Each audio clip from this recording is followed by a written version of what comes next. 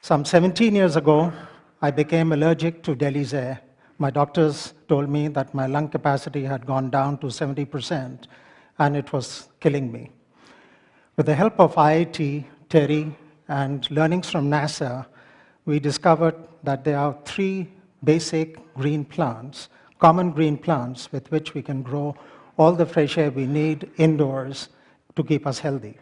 We've also found that you can reduce the fresh air requirements into the building while maintaining industry indoor air quality standards. The 3 plants are areca palm, mother-in-law's tongue, and money plant. The botanical names are in front of you. Areca palm is a plant which removes CO2 and converts it into oxygen.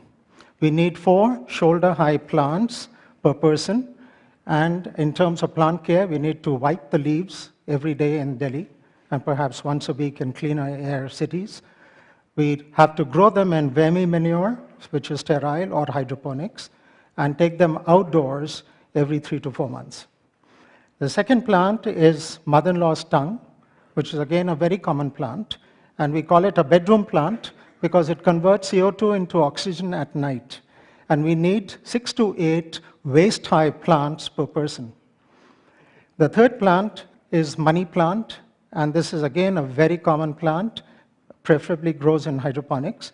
And this particular plant removes formaldehydes and other volatile chemicals. With these 3 plants, you can grow all the fresh air you need.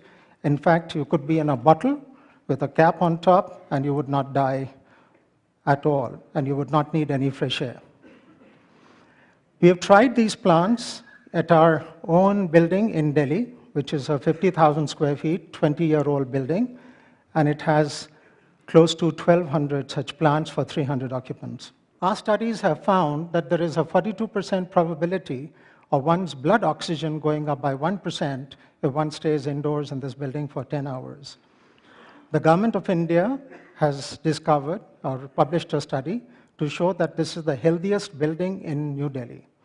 And the studies show that there is compared to other buildings, there is a reduced incidence of eye irritation by 52%, respiratory systems by 34%, headaches by 24%, lung impairment by 12%, and asthma by 9%.